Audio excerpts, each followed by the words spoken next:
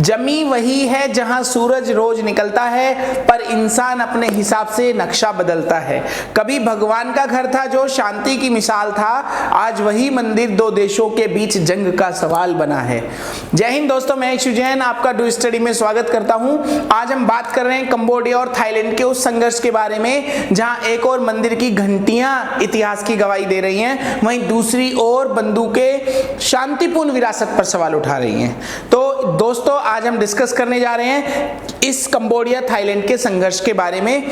क्या ये सिर्फ एक मंदिर का विवाद है या इसके पीछे है राजनीतिक सत्ता और वैश्विक चाल? और सबसे बड़ा सवाल, इस पूरे टकराव में भारत कहां है? क्या भारत पर इसका असर पड़ेगा?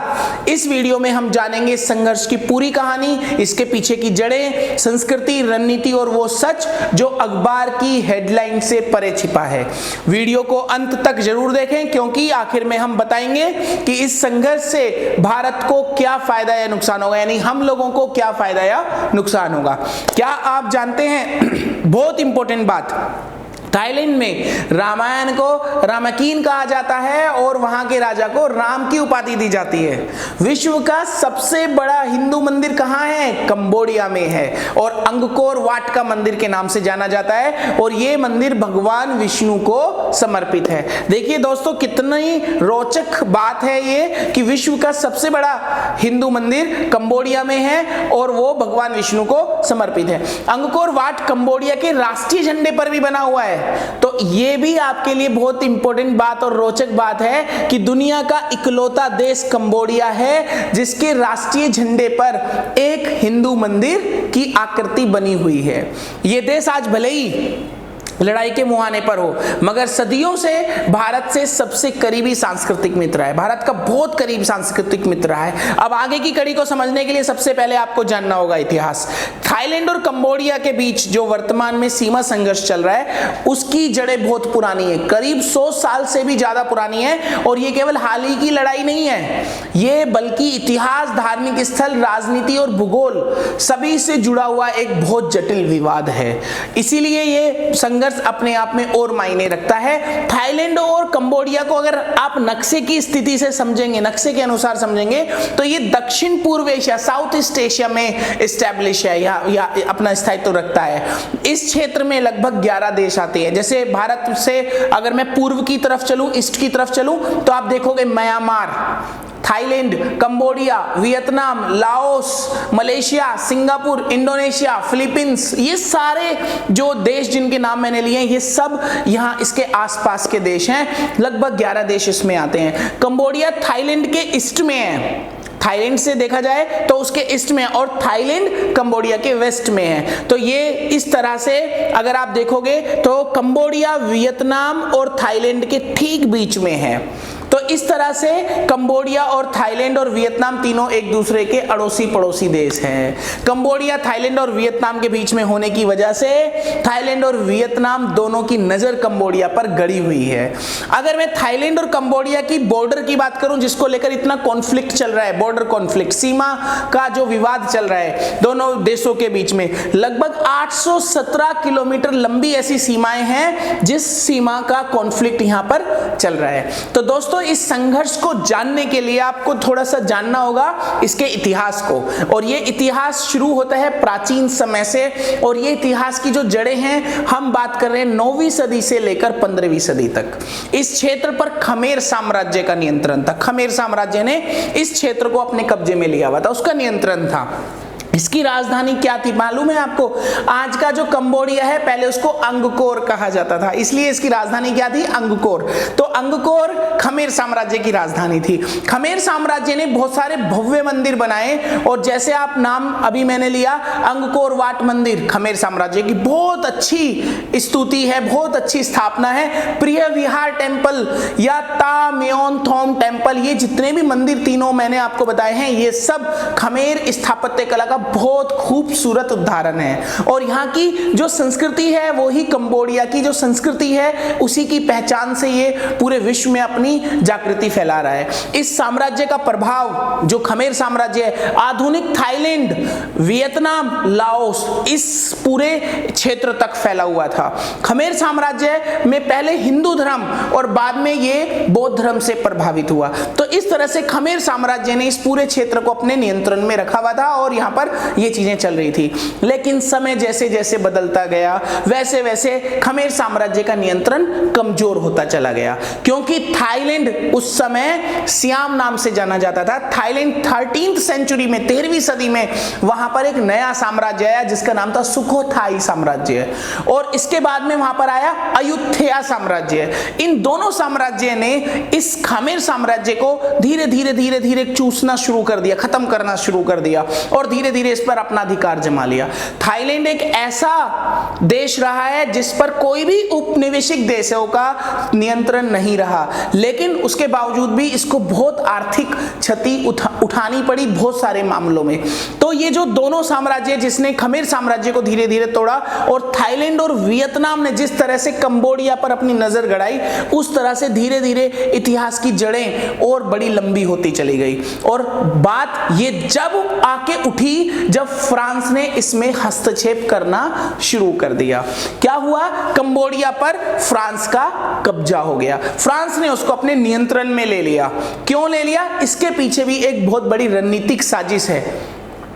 जब मैं बात करूंगा 1863 में फ्रांसीसी सरकार ने कंबोडिया को अपने संरक्षण में ले लिया। यह एक रणनीतिक चाल थी ताकि थाईलैंड के बढ़ते प्रभाव और वियतनाम के खतरे से उसको बचाया जा सके, क्योंकि मैंने आपको पहले ही बता दिया है कि वियतनाम और थाईलैंड दोनों कंबोडिया की संस्कृति को अपनी संस्कृति बनाना चाहते हैं और थाईलैंड पर दबाव बनाया। और दबाव बनाने के बाद 1893 में युद्ध हुआ, फ्रैंको सियामी युद्ध। सियामी मतलब थाईलैंड का युद्ध, फ्रांस और थाईलैंड का युद्ध, जिसके परिणाम स्वरूप थाईलैंड को लाओस और उसके कुछ पूर्वी भाग, पूर्वी ईस्ट के जो एरियाज हैं, सब फ्रांस के हवाले करने पड़े।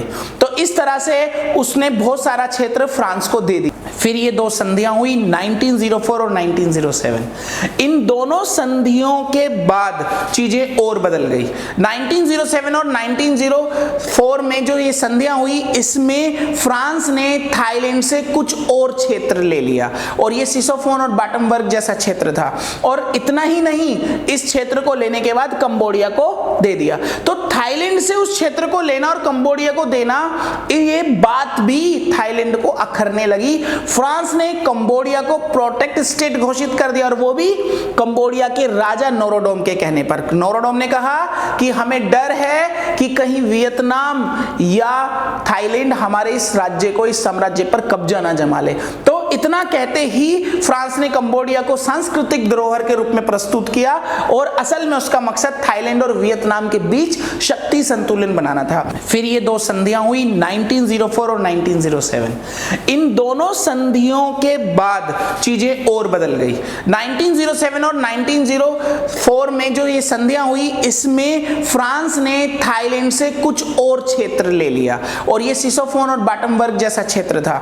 और इतना ही नहीं, इस क्षेत्र को लेने के बाद कंबोडिया को दे दिया। तो थाईलैंड से उस क्षेत्र को लेना और कंबोडिया को देना, ये बात भी थाईलैंड को अखरने लगी। फ्रांस ने कंबोडिया को प्रोटेक्ट स्टेट घोषित कर दिया, और वो भी कंबोडिया के राजा नोरोडोम के कहने पर। नोरोडोम ने कहा कि हमें डर है कि कहीं वियतनाम या थाईलैंड हमारे इस राज्य को, इस साम्राज्य पर कब्जा ना जमा ले। तो इतना कहते ही फ्रांस ने कंबोडिया को सांस्कृतिक धरोहर के रूप में प्रस्तुत किया, और असल में उसका मकसद थाईलैंड और वियतनाम के बीच शक्ति संतुलन बनाना था। जैसा मैंने अभी आपको बताया है, थाईलैंड एकमात्र ऐसा देश है जो कभी किसी पश्चिमी देश का उपनिवेश नहीं बना, लेकिन उसने क्षेत्रीय क्षति झेली है, आर्थिक क्षति झेली है। इसके साथ ही ये मामला 1954 में और बड़ा बना, जब कंबोडिया, फ्रांस ने कंबोडिया को छोड़ दिया और थाईलैंड ने प्रिहा विहार मंदिर पर अपना दावा ठोक दिया। जैसे ही 1954 में फ्रांस ने कंबोडिया को छोड़ा कि अब आप अपना साम्राज्य खुद चलाओ, कोई दिक्कत नहीं है। और इतना करते ही थाईलैंड ने प्रिय विहार मंदिर पर अपना दावा ठोक दिया और बात इतनी बढ़ गई कि कंबोडिया इस मामले को अंतरराष्ट्रीय न्यायालय में, इंटरनेशनल कोर्ट में जाके लेकर चला गया और 1962 में इंटरनेशनल कोर्ट का फैसला भी आ गया और इस फैसले से चीजें और बदल गई। क्या हुआ? प्रिय विहार मंदिर को कंबोडिया का हिस्सा घोषित कर दिया गया, लेकिन सीमा रेखा और उसके आसपास के क्षेत्र पर विवाद वैसा का वैसा ही बना रहा। थाईलैंड ने फैसला स्वीकार कर लिया पर धीरे धीरे अपने सैनिकों को उस क्षेत्र में फैलाना शुरू कर दिया, यानी कि सैन्य उपस्थिति बढ़ा दी उस क्षेत्र में। और इस संघर्ष के बाद धीरे धीरे 2008 में इसने अपनी बड़ी रूपरेखा तैयार की। और सबसे बड़ी बात, जब कंबोडिया ने एक विवादित क्षेत्र में स्थित 11वीं सदी के मंदिर को यूनेस्को के वर्ल्ड हेरिटेज साइट के तौर पर रजिस्टर कराने की कोशिश की 2008 में, तो यूनेस्को ने इस मंदिर को विश्व धरोहर घोषित कर दिया और ये घोषित करते ही कंबोडिया के खाते में ये बात चली गई, कंबोडिया के नाम पर इसको घोषित किया गया और इसमें थाईलैंड ने इसका विरोध किया और भड़क गया और वहां पर सैनिकों की तैनाती बढ़ा दी गई। इस तरह 2008 में जुलाई के महीने में दोनों देशों की सेनाएं आमने सामने हो गई, गोलीबारी, रॉकेट हमले, दर्जनों सैनिक नागरिक मौत, मतलब सब लोग मारे गए। करीब 85,000 से ज्यादा लोग वहां पर विस्थापित हुए। कई मंदिर और गांवों को बहुत नुकसान हुआ, मंदिर और गांव भी वहां पर काफी नुकसान में रहे।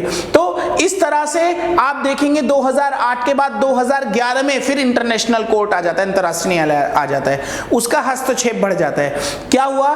कंबोडिया ने फिर से गुहार लगाई अंतरराष्ट्रीय न्यायालय में जुलाई 2011 में और दोनों देशों ने अपनी उस विवादित क्षेत्र से दोनों देशों ने अपनी सेनाएं पीछे हटा ली। संघर्ष कुछ समय के लिए शांत हो गया और 2011 के बाद फिर चीजें धीरे धीरे बदलती चली गई और 2025 में आज वर्तमान स्थिति आप देख रहे हो।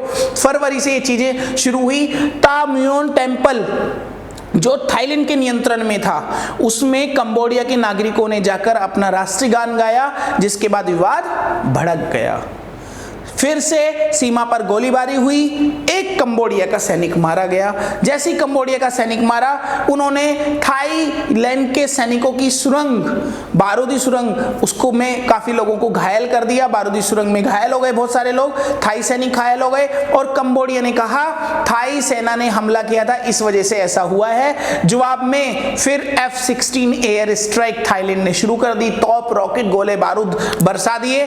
उसके बाद 30 से ज्यादा लोग मारे गए, सैकड़ों लोग घायल हो गए, हजारों लोग घर छोड़ के चले गए। 1,30,000 से ज्यादा थाई नागरिक और 35,000 से ज्यादा कंबोडियाई नागरिक वहां से विस्थापित हो गए। तो इस तरह से ये बहुत सारी व्यवस्थाएं वहां पर दिन प्रतिदिन खराब होती गई और चीजें बढ़ती चली गई। इतना सब कुछ होने के बाद जो वर्तमान स्थिति हुई, मलेशिया ने बीच बचाव किया और मलेशिया ने बीच बचाव करने के साथ शांति वार्ता का आयोजन किया और ये 28 जुलाई को ही ये तारीख तय हुई, 28 जुलाई को ये वार्ता हुई। मलेशिया जो 2025 में आसियान की अध्यक्षता कर रहा है। आसियान क्या है दोस्तों? आसियान ASEAN, आसियान एक क्षेत्रीय संगठन है। इसका फुल फॉर्म है association of south east Asian Nations. 8 अगस्त 1967 को ये बना था आसियान। और ये जितने भी आसियान के क्षेत्र में जो देश आते हैं, लगभग 10 देश, जैसे Indonesia, Malaysia, Thailand, Vietnam, Philippines, Bharat, ये सब इसके सदस्य हैं और इसका मुख्यालय इंडोनेशिया जकार्ता में है। इसका उद्देश्य है क्षेत्रीय शांति, आर्थिक सहयोग और सामाजिक विकास को बढ़ावा देना। इसका नारा है one vision, one identity, one community. तो इस तरह से आसियान, जिसकी अध्यक्षता मलेशिया कर रहा है 2025 में, उस संगठन के अध्यक्ष होने के नाते मलेशिया ये कहता है कि अब हमें शांति वार्ता करनी है और इन दोनों देशों को बिठाता है। कुलालमपुर के अधिकारी आवास पर थाईलैंड और कंबोडिया के बीच शांति वार्ता का आयोजन किया जाता है और इसमें मलेशिया प्रधानमंत्री अनवर इब्राहिम और दोनों देशों के प्रधानमंत्री, जो थाईलैंड के अभी निर्वाचित प्रधानमंत्री है फुमथाम वाचाई और कंबोडिया के हुमानेत, इन्होंने बैठक में हिस्सा लिया। इस वार्ता में अमेरिका और चीन दोनों के राजनयिक प्रतिनिधि थे। आप समझ सकते हो इंटरनेशनल इन्वॉल्वमेंट क्या हो रहा है। अमेरिका और चीन के राजनयिक भी वहां मौजूद थे। तो इस तरह से वहां पर संयुक्त वार्ता हुई और वार्ता का आयोजन हुआ, 28 जुलाई को हुआ और डिस्कशन क्या निकला? Immediate and unconditional cease fire हो, यानी कि ये वार्ता करीब 2 घंटे चली और इसमें ये बात कही गई कि अब वहां पर युद्ध विराम होगा, वहां पर कोई युद्ध नहीं होगा। तो इस पर सहमति दर्ज की गई, इस पर सहमति हुई। थाईलैंड और कंबोडिया के इस संघर्ष में भारत कहां पर है, भारत की स्थिति कहां पर है? दोनों की संस्कृति का भारत से जुड़ाव है, थाईलैंड का भी और कंबोडिया का भी।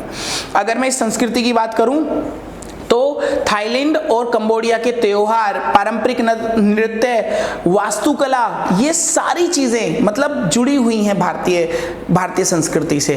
खासकर अगर आप देखोगे बौद्ध मंदिर, खमेर मंदिर, वहां पर जो स्क्रिप्ट लिखी गई है, थाई स्क्रिप्ट देवनागरी लिपि से प्रेरित है, खमेर स्क्रिप्ट ब्राह्मी लिपि से है, और आप जानते हैं खमेर कंबोडिया से जुड़ा है, थाईलैंड से जुड़ा हुआ है। तो ये जितनी भी चीजें आप देख रहे हो, ये सब की सब कहीं ना कहीं भारतीय संस्कृति से जुड़ी हैं। और सबसे बड़ी बात क्या है, दोनों देशों की पारंपरिक पोशाक यानी ड्रेस क्या है, भारतीय धोती और साड़ी। दोनों देश में भारतीय धोती और साड़ी का प्रचलन है जो भारतीयों से लिया गया है। दोनों देशों में चावल आधारित भोजन किया जाता है, यानी खान पान में भी बहुत सिमिलरिटीज हैं। हल्दी, अदरक, नींबू, नारियल, कड़ी पत्ता, इन सबसे जुड़ी हुई चीजें वहां पर बनती हैं। प्राचीन भारत से व्यापार की अगर मैं बात करूं तो उस समय दक्षिण भारत से बहुत अच्छा व्यापार होता था इनका।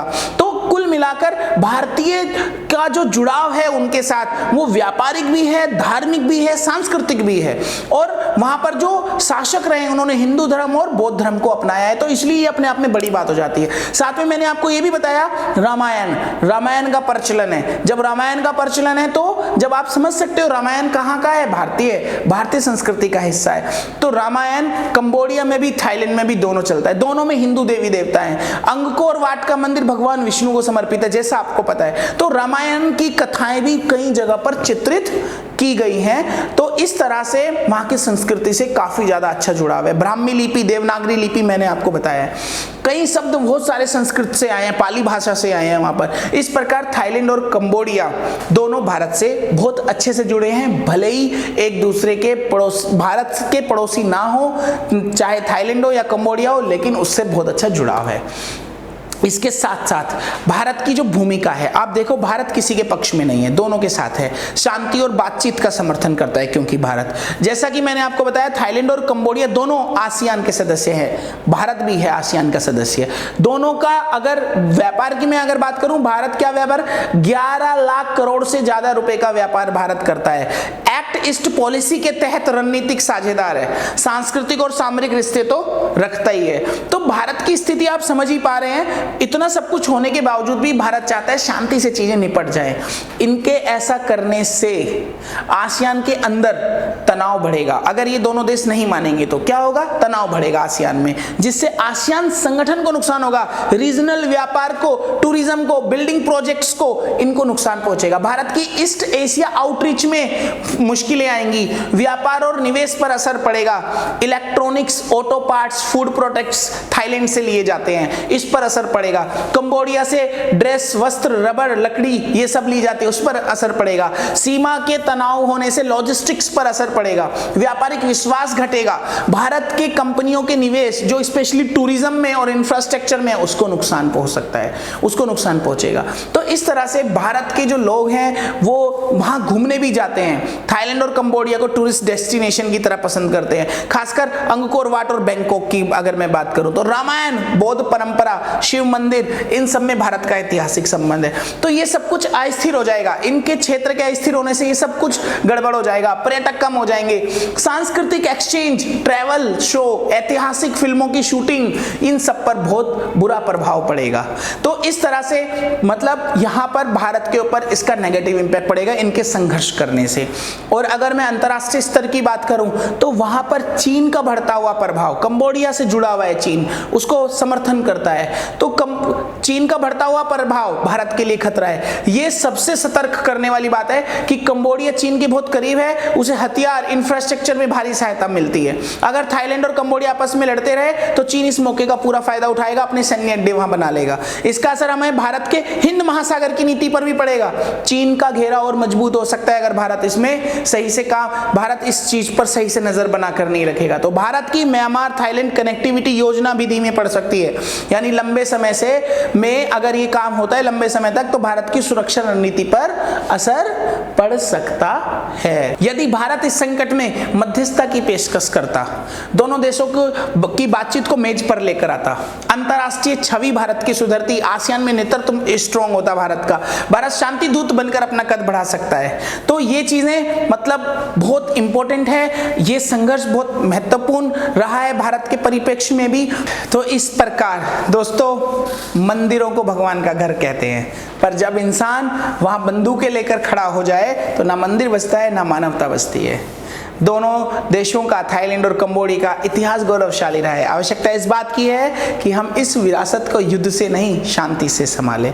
तो इसी के साथ दोस्तों आज के लिए विराम देते हैं। जय हिंद, जय भारत। फिर मिलते हैं नए टॉपिक के साथ, नई सोच के साथ, फिर एक नए मुद्दे के साथ जो आपको बहुत काम आएगा। जय हिंद।